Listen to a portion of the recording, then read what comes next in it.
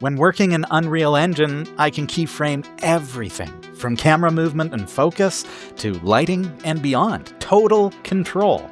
So when I jump into DaVinci Resolve, that freedom used to feel, well, limited. Sure, I can add keyframes, but actually editing them, you'd click this little icon over here and do what you can, but it's clunky at best. But that changed with DaVinci Resolve 20. Now, DaVinci Resolve includes a brand new keyframes panel replacing the old button with a powerful, intuitive system that gives you precise control over every parameter. Whether you're just getting started with keyframes or you're a longtime user wondering what's new, I'm going to show you exactly how this new system works and why it's a game changer. I'm using DaVinci Resolve 20. Please note, if you're using an older version than version 20, these features will not exist for you. They are brand new as of May 2025. However, they should still be available in newer versions as well, though some of them may have been improved by the time you are at version 43 of DaVinci Resolve. Keyframes let you define and lock in values such as position, scale, opacity, and even volume at specific points in time on your timeline. Let's walk through how keyframes work together and how to use them in real editing scenarios. I'll explain everything as we go, but comment below if you have any questions. I'm going to start by setting up my timeline. I'm going to grab this video clip here and just pop it in there. You notice it's got some audio. It's just wind noise, so I'm going to remove that. I'm going to right-click on my clip and go Link Clips, which is going to unlink them, in fact. Now this is separate. With selection mode active, I'll highlight the audio and press backspace. This removes just the audio without affecting the video. So now I've just got this video clip that is a stationary tripod shot on the water. And so I'm going to keyframe this. We're going to synthesize a moving camera rather than one that's stationary on a tripod. The way I'm going to do that is with my clip highlighted, I'm going to go to the very beginning of the clip and I'll zoom in and then reposition it up and to the right to reframe the shot. If I go to the end of the video and now I move it like this, you'll notice if I now skim the timeline, it doesn't actually move. And that's because I haven't set any keyframes, and that's what we're about to learn. So if I instead go to the very beginning of the video, set my starting point, and then I need to set a keyframe with these icons over here. So because I've only set zoom and position, technically I could get away with just setting those two. However, when you're setting up a new shot, at the very beginning of the shot, I recommend setting all transform keyframes right here at the start. That way, if you change something later, it won't affect the whole clip. Now that I've set those keyframes, so they are set by going red, I'm going to scroll close to the end of the video, but not quite to the end of the video. And I'm going to change my positioning. I'm going to move over a little bit, almost to the edge. See how I can see the edge there? So now I'm just going to bring it back in. And then I'm going to actually punch in a little bit. I'm going to zoom in just a bit and then reframe my video here so that it's kind of like that. Keep the horizon above like that. And you'll see that as I move those around without moving my playhead, it automatically set keyframes at those points when I adjusted those values. So those parameters are now set as keyframes as well. In DaVinci Resolve 20, there's two ways now to view your keyframes, because you'll see that this icon, if you've been using DaVinci Resolve for some time, the icon that was here for keyframes is no longer there. We do see a little keyframe icon there that just tells us that there are keyframes on this video. But to access those, I'm going to actually go up here and there's a keyframe button. So show the keyframe tray. I just click on that and it shows this. Now, if that is unavailable like that, I can't click it, it's grayed out. That's because you've got display stack timelines on. Turn that off right in here, and then you can open that. I can bring this up, and now I actually can see all of those keyframes. Now that I've done them the way that I want them to be, I can drag those to the very end of the video. In this case, I'm going to highlight all of them and then drag them to the end. So now my video looks like this, because it starts at this keyframe and then works its way to this. And watch these values up here. See how those are changing? It seamlessly follows the curve, or in this case, just a straight line from one value to the next. To see those lines and to manipulate those lines indeed, we can instead access our keyframes by going up to the top here and clicking on Keyframes. And here you see the parameters as well, so it looks very similar to the tray down here. However, there is another option here for the curves. I can push that, and now I can see the actual curves. Here's the X line, so this is the position from left to right. It's starting here at this value, which is 580, and then it's going all the way to minus 910-ish. So I can highlight the first keyframe there, and then I can hold in the Control key on my keyboard and click on the last keyframe. Or alternatively, see, because there are other lines here, position Y and zoom Y. So I can go up to parameters and I can just tell it that I only want position X on my timeline. So then it's only that yellow line, and then I can just press Control A and that selects everything. Now I have that line selected so I can change the way it curves. And what that means is that instead of jumping from this value to this value in perfect increments, I can kind of ease it in and ease it out. So I'm going to go up here. You can choose any one of these 4 icons. So there's linear, which is the default. Then there is ease in, which means it's going to slowly ramp up and then kind of follow the linear curve to the end. This one is ease in and out, so that's going to give you a nice, smooth, gradual increase in your ramp up and then a ramp down as well. So it's going to slow down that camera movement. And then this one is just ease out, so it's going to follow the opposite path. I'm going to go ease in, ease out, and then I can see that we now have a much smoother curve. And when I play this back now, you'll see it's going to take it nice and slow at the beginning and then speeds up near the middle. And that can be very, very useful when you're looking for like really nice, clean transitions and so on. If you want to change the curve manually, you can grab this icon here to manipulate the end. And you can click on this keyframe, and then you can click on this icon here to change the curve there. And you can manually change your ramp up and ramp down. Next up, we're going to work on fading. So one of the things that I want to demonstrate is how to fade from one item to the next. I'm going to click on Media Pool, and I've just dragged my video up to the second track so that I can place another track under it. And I'm going to grab this video here, and we're going to place it underneath. Now, the top track, video 2, is going to cover video 1. So notice in my preview, I'm not actually seeing video 1. However, as we've learned about keyframes, the new keyframe system allows us to set all kinds of values. And the only ones that we see here are the ones that we've currently worked with. So we've got transform. But watch what happens if I create a opacity keyframe. Now, opacity exists in my keyframes down below. Notice again that I have this video highlighted so it knows which one I'm manipulating, okay?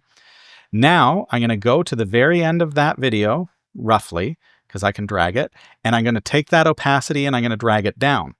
And so now that opacity has a nice smooth transition, and if I play that back, see that? It's going to kind of fade in to that other video by essentially fading out of this one. And then you may want to just simply fade to black. So I'm going to add a track. So I've created another video track. I'm just going to right click on it and go move track down so that it's below everything else. And this is not strictly necessary in this particular scenario, but I want to show you this feature just so that you are aware of it, because if you fade out a video and there's something underneath it, it's going to show what's underneath it, and that's not going to be clean for you. So I'm going to go up to Effects, and then I'm going to go to Generators, and I'm going to grab a solid color right there and place that underneath. I'm going to highlight that solid color, go to the Generator Inspector, and I can see that it is currently set to black. I can change that to a bright color, whatever I want it to be. Let's set it to like yellow, just so that it's very clear to you that like what we're actually doing here. And I'm going to fade out this video and just manipulate this so you can see everything. So again, we're going to set an opacity keyframe with this video highlighted. So that has, if I look at keyframes here, created an opacity keyframe. And then I'm going to go to the end of that video and fade it out. So now you see that at the end of that video, it fades out to yellow. So that's just to demonstrate, but I'm going to, in fact, set this to black, and that's my fade to black. And now I say, oh, well, that's way too fast, way too fast. Nice thing about keyframes, again, highlight that and simply grab my opacity start point, drag it back, and now press play. A nice, gradual, slow transition. Next up, we want to add some audio to our video. Robbie teaches about keyframes on DaVinci Resolve. Because what video would be complete without a soundtrack? So let's go back to my media pool, grab this music, drop it into the audio track, and give it a quick sample.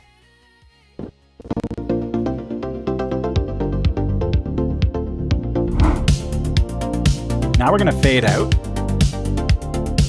along with the video. So right there, I'm going to highlight the audio, and I'm going to click on a keyframe for the audio's volume. And then at the end of where the video stops, just a little past, I'm going to fade that right out, and then I'm going to cut off the tail end of that audio.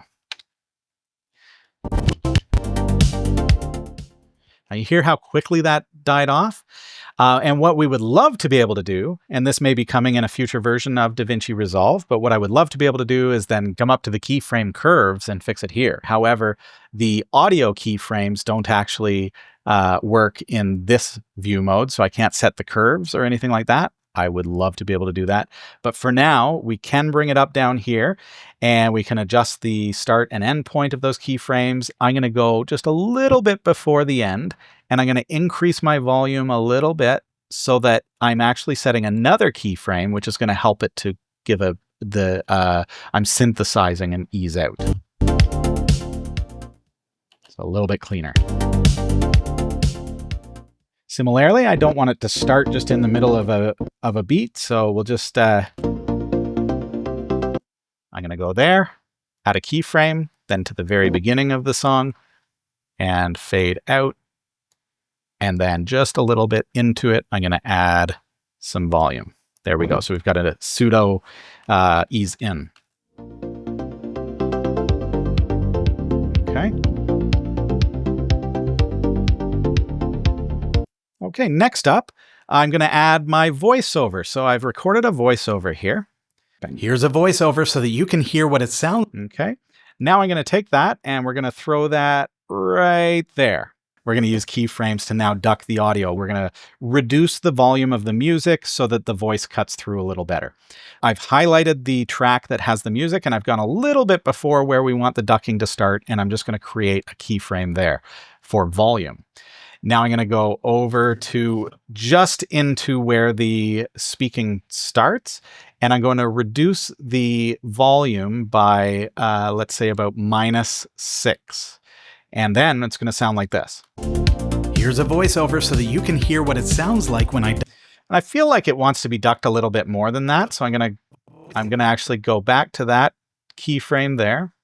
Just line up your playhead. Yeah, it's not going to let me line it up perfectly, so I'm just going to drag it a little bit. Hit backspace on the keyframe, not on the actual file. And let's try -11. Here's a voiceover so that you can hear what it sounds like when I duck the music behind a voice. It's getting louder, see that? So here, I need to then put another keyframe that's -11, because watch the volume here. You can hear what it sounds like when I duck the music behind a voice track. Okay, now I'm going to go -11. So now it doesn't actually go up while it's playing. It's over so that you can hear what it sounds like when I duck the music behind a voice track. But then right after I'm finished speaking, I'm going to set that back to 0, which was my original value. You can always skim back to here to see. And here's what it sounds like to duck that audio. Basically turn down the music as I'm speaking. Here's a voiceover so that you can hear what it sounds like when I duck the music behind a voice track. Hear how it just comes right back up? It's like just solid. Let's add a lower third. So I've created a new video track, and now what I want to do is I want to add some text. So we're going to go up to Effects is where you're going to find that, and you'll find Titles, and then you've got just basic text. So just text. So grab that and drag it somewhere on your timeline there. And then we're going to call this, I'll just call this Robbie Ferguson because we'll pretend that this is my lower third. So with that text there, you can change the font, you can change the style, the color, everything. You can add drop shadows and strokes, all of that stuff. Feel free to play around with these things and see what you like. For this demonstration, I'm going to keep it really, really basic and just leave the settings as they are, leave the size and everything. But with that set, now I'm going to go to settings and I'm going to change the position so that this is going to fall where my lower third should be. So I'm going to put that right down there. Looks pretty good against the sand. I don't really need to have a background graphic, but you may in your project. So I'm going to move that up. And then I'm going to go back to generators under effects and then toolbox and then generators and grab a solid color. I'm going to place that right there and we'll use black behind it. But now I'm going to I could crop the top like this, which I like doing, or you could have just repositioned it. But I feel like it's more proper to crop the top so that the actual graphic is perfectly fit. So now that I've got that lower third, I'm going to reduce the opacity so that the beach kind of shows through a little bit. We don't want it to be completely solid. And again, feel free to play with these settings or use a transparent ping as the background if you want to get really fancy with it. You can do all that kind of stuff. But now I've got that lower third that just kind of pops up. But what are we learning here today? But keyframes. So let's go to the very beginning of our solid color, the background, and we're going to go to settings, and I'm going to bring the position Y down and out of the frame, just like that. So I'm going to set it to -193 and set a keyframe. Then I'm going to go to just about there, and we're going to bring it right into 0. And this is one of the reasons why cropping the top is a little bit nicer, because then I can just press 0 and it pops in.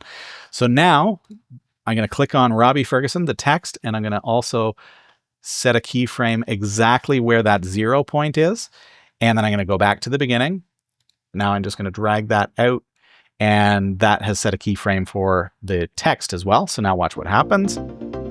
So we can just kind of tweak that a little bit. The text is moving a little bit too slow. So I'm going to move it down. There we go. Looks pretty good. And I can speed those things up. So let's bring up this here. And we're going to just make those a little bit faster by moving the keyframes closer together. And I have to do that for the background and the text. There we go.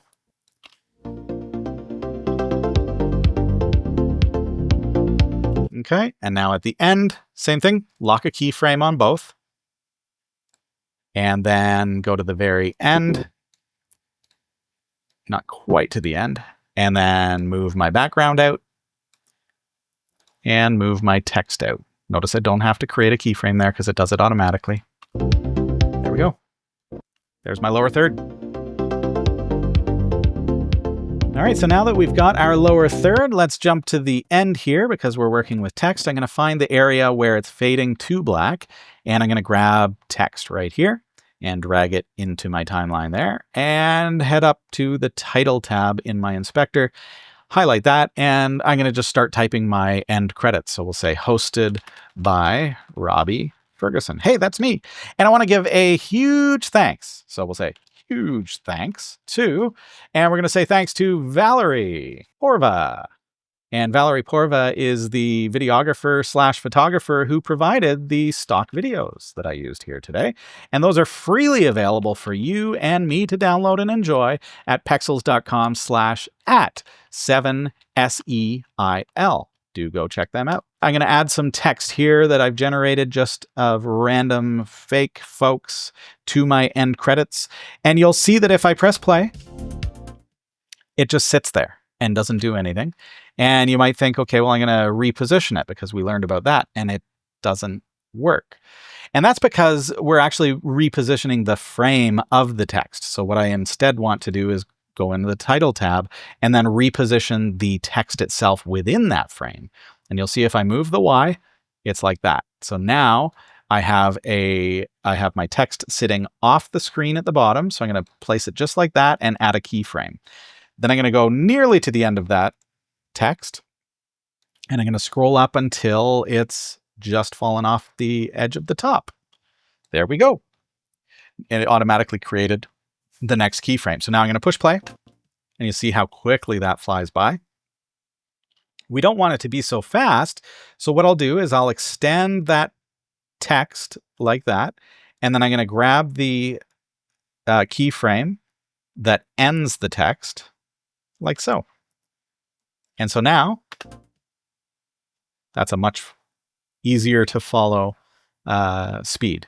One final thought in the context of keyframes is how to correct one if I've made one that's erroneous. So here's a keyframe that's going to make it zoom way in and then pulse back out again. So if I've gone and done that, I know that that's a zoom keyframe, and I can just go down to zoom X, zoom Y, and I can highlight those and then hit backspace, and that's going to get rid of them without actually deleting anything. Or I can correct their values. If I know that the zoom is meant to be something else, I can set it to a different value if I've set it incorrectly.